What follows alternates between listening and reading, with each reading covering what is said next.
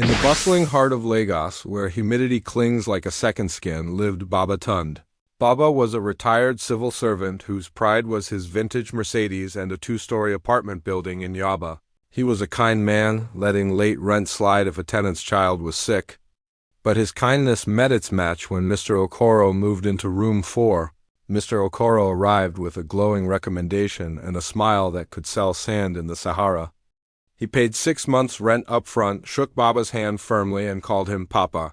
Baba thought he'd found the perfect tenant. By the 7th month, the smile vanished.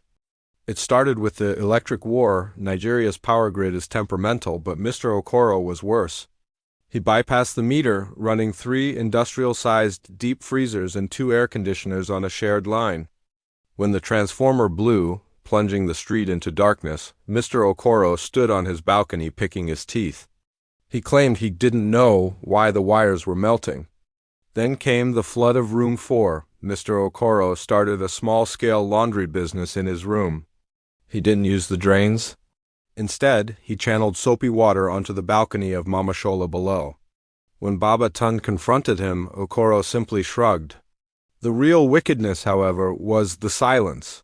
For 18 months, Okoro paid nothing. No rent, no utility bills, nothing.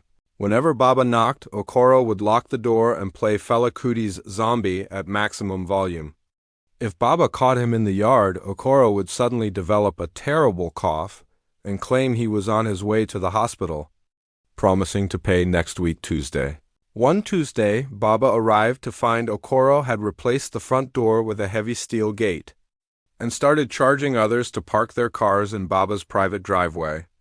Baba Tund was old, but he wasn't foolish. He knew the legal system could take years, so he took a different route.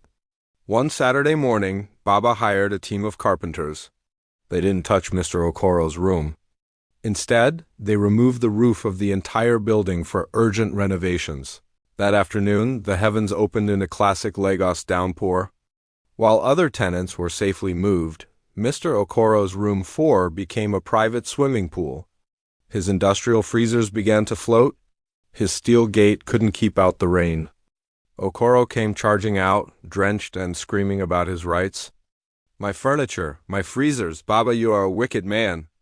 Baba Tund sat under a large umbrella in the courtyard, sipping a cold Maltina. He looked up calmly. "Wicked? No, my son. I am just a man who forgot he had a roof. And since you haven't paid rent in 2 years, I assumed you were living in an open-air park? Please carry your things. The rain is still coming." By sunset, Mr. Okoro had loaded his soggy belongings into a yellow Danfo bus and vanished into the Lagos traffic, never to be heard from again.